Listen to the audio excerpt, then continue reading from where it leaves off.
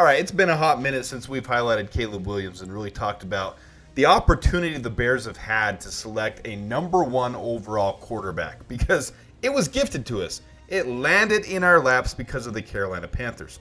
So we haven't talked about it enough because Caleb not only is generational, not only is the best prospect since Trevor Lawrence or Andrew Luck, depending on who you talk to, it's an opportunity for the Bears to be able to have someone at the helm for more than one quarterback cycle. Something we haven't done ever. I mean, really, we had to go out and buy Jay Cutler. We've gone through Mitch Trubisky, Kyle Orton, Justin Fields. I mean, we just keep recycling quarterbacks. So to be able to have the opportunity to finally have a quarterback that can be in Chicago longer than a hot minute is huge for Bears fans. So let's look at the last decade of quarterbacks that were selected number one overall. And here they are. So in the last decade, only 3 drafts have not had a quarterback selected number one overall. And part of that was Jacksonville in 2021 did awful and they selected a defensive end the next year because they already picked their quarterback in 2021. So 2022, they're not going to pick a quarterback again. And other than that, Myles Garrett. I mean, you've got great players that went number one overall, but quarterbacks dominated that. They took 7 of the last 10 years with Caleb Williams this year, Bryce Young the year before, Trevor Lawrence, Joe Burrow, Kyler Murray, Baker Mayfield, Jared Goff. 2015, 2014, and 2022 were not quarterbacks. They were defensive ends that were taken number one overall. And we're only focusing on this video at number one overall taken quarterbacks. So let's look at how those quarterbacks are now. And every one of them is still a starter. Every one of them is still a starter in this league. Now, I understand Baker Mayfield went through a little hiccup, but he has earned a 3-year, $100 million plus incentives, plus $15 million more if he can hit certain benchmarks. So up to $40 million a year, basically, with the Tampa Bay Buccaneers. So each one of these are starting quarterbacks for their teams. Now, Baker Mayfield and Jared Goff are no longer with the teams that drafted them, but they are still starting quarterbacks in the league. And each one of them has been signed. Trevor Lawrence just signed his deal, 5 years, $275 million. He's signed through 2030. Joe Burrow is signed through 2029. Kyler Murray signed through 2028. Each one of those happening in the last 3 years, big contracts. Jared Goff got his contract, 4 years, $212 million. And Baker Mayfield just got his contract, $3 million. 3 years, $100 million, up to $115 million if he hits his incentives. So all of them are signed at least through the next couple years, through the next 3 years. So for the next couple years, every quarterback that was picked number one overall is going to be locked in with a team. They're going to be starters in the league. That bodes well for the Bears finally having their long-term contract quarterback that they can have on the team for years to come. Finally, we can have that. Well, let's look what situation these players came into. So right now, too early to be determined. We'll go into what analysts are saying right now for Caleb Williams. But really, we've talked about it. I'm not going to make that the emphasis of this channel. But he's coming into a situation that's unlike most number one overall quarterbacks. The line right now is ranked between 15 and 20, depending on who you talk to. If we sign Connor Williams, yes, obsessive Connor Williams watch. No, nothing has happened. But obsessive Connor Williams watch. If we get Connor Williams, we will be ranked somewhere in the 10 to 15 rank. And that's very solid. But you can see Trevor Lawrence, Kyler Murray, Baker Mayfield, they came into those situations as well with really good offensive lines. This is how their lines performed the first year. But they didn't have the complementary parts with, look at the next row over, wide receivers, 30th ranked for Bryce Young, 30th ranked for Trevor Lawrence, 22nd ranked for Joe Burrow, 27th for Kyler Murray, 23rd for Baker Mayfield, 31st for Jared Goff. Now we know some of those teams have put players around them later, like Joe Burrow, then got receivers that put them in the top 10 of receivers, but his rookie year, they didn't have that. They were using the draft capital on the quarterback. Well, the advantage for the Bears is we were gifted the number one pick. We weren't deserving of the number one pick. We weren't the worst team in the league, so we got that number. We got the quarterback, and we were also able to take a wide receiver, which is a luxury pick. Most teams who are picking a number one pick don't get to take. They're more worried about getting an offensive lineman next or someone to protect their quarterback. We were decently situated with 2 bookend tackles, and you're not going to pick center top of the draft or guards top of the draft. Those come in later rounds, in second, third, fourth rounds. So really, we were gifted Rome Odunze too, and that's not talked about enough. And yes, I am going to do a Rome Odunze video, but it's not talked about enough because all these other teams, 20th or worse, 22nd or worst, in their rookie year in their wide receiver corps. Well, we've already got DJ Moore and Keenan Allen, who were both top 10 receivers, according to PFF grades and according to yardage of catching last year. They were elite in this league, and they'd both been elite for years in this league. And then we add Rome Odunze to that, and then you add complementary pieces as well. This team could be very different than any other number one overall pick has seen before. Well, their overall offensive grades, as a result, having good lines, but having suspect receivers or weapons to throw to, that's left players like Bryce Young with a 30th overall offense, Trevor Lawrence with a 28th, Joe Burrow 27th, Kyler Murray 23rd, Baker Mayfield 13th, Jared Goff 31st. Now, obviously, we know some of those situations improved dramatically, like Trevor Lawrence then made the playoffs the next year, Joe Burrow made the playoffs the next year. Those situations got better when they were able to add to them, but the Bears already have those things added too.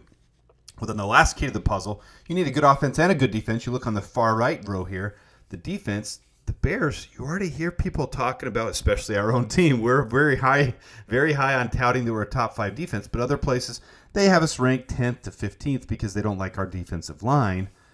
But we're still better than most of these situations when these players came into the league. Bryce Young's defense was only 16th last year, which is decent actually, but the offense was nothing. Trevor Lawrence was 28th, Joe Burrow 23rd, Kyler Murray 26th, Baker Mayfield 27th, Jared Goff 14th. The point of this is there's a really, really special opportunity here for Caleb Williams to do something a number one overall pick has never done, and especially in the last decade hasn't done. Yes, I'm well aware that C.J. Stroud made the playoffs, blah, blah, blah. He wasn't the number one overall pick. In that situation, though, if you compare it, that was more similar to the Bears than any of these situations you're looking at screen here. Well, this is what they're saying about us. This is PFF 2024 NFL Receiving Corps rankings. Bears and Texans crap the top 5, and they have the Bears ranked at 4th. But then you look down below, they have our defensive line ranked 27th. But then you see the Bears linebacker corps is ranked 3rd. If you look right there in the middle to the right, T.J. Edwards, Tremaine Edmonds. And then this little tweet from 670 The Score. Do you get tired of Bears defense chirping the offense in practice? DJ Moore, it makes us frustrated, but we got to stay calm and understand we're still learning the whole playbook as a unit. Moore called the Bears defense a top 5 unit and top 1 in chirping. So there's a lot of hype around this team right now. How they're going to pan out, where they're going to rank among these types of things, nobody knows yet. My prediction is our line is going to be somewhere around 10th. If we can get Connor Williams, we could be better than a 10th ranked line, and that depends on people being healthy. We still need work on our line, but I like the line compared to last year. Coleman Shelton, Ryan Bates are much better improvements than what we had last year. Our wide receiver core, adding Keenan Allen and Rome Odunze alone, this makes this team, and then add Gerald Everett to that, add DeAndre Swift to it. Look at what Roschon Johnson was doing at the end of the year. Look at Tyler Scott. This team really is set up for something neat. Well, here's what PFF's had to say. They say the Bears are the 20th ranked team going into the season, and that's very typical for them not to overhype a rookie situation. Even if Caleb is special, they're not going to give him credit before they see him play a snap. So you can pause this and read it if you want, but it shows the strengths is our secondary mostly. Our weakness is our defensive line. The X factor is Darnell Wright, that he had a good year, and he has some room to improve, but he was very good. Well, I don't know if you caught my video where I did my rankings already after the draft, but I had the Bears ranked 12th, and I truly believe this. This is what I see as the playoff teams before we head into the season. This is my ranking, 7 from the AFC, 7 from the NFC, and I do this throughout the year, and I adjust them accordingly, but these are the teams that I see as of today going to the playoffs, 7 from the AFC, 7 from the NFC, and one of the biggest reasons I give the Bears a little more flexibility isn't just because I'm homering on the Bears, isn't just because I'm a Bears fan, but the Bears, if you remember, have the easiest uncommon opponent schedule among all NFC North opponents. So each year we're going to play each other 2 times. So those are 6 games. Then we're going to play the NFC South this year, or AFC South, I'm sorry. We're going to play the Jaguars. We're going to play the Colts. We're going to play the Titans. We're going to play all the guys from all the teams from the AFC South, and then we're going to play the teams from the NFC West, the Niners, the Rams, the Cardinals, the Seahawks. We're going to play them as well.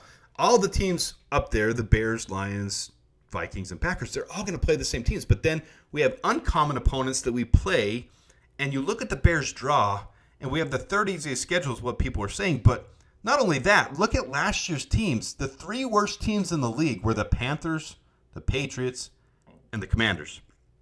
And the Bears play all 3 of them as our uncommon opponents. The Lions have what I predict as 2 playoff teams. And last year, all 3 of these were playoff teams. So the Bills and the Cowboys are potential. All 3 of them are potential playoff teams. So they're much stronger than the Panthers, Patriots, and Commanders.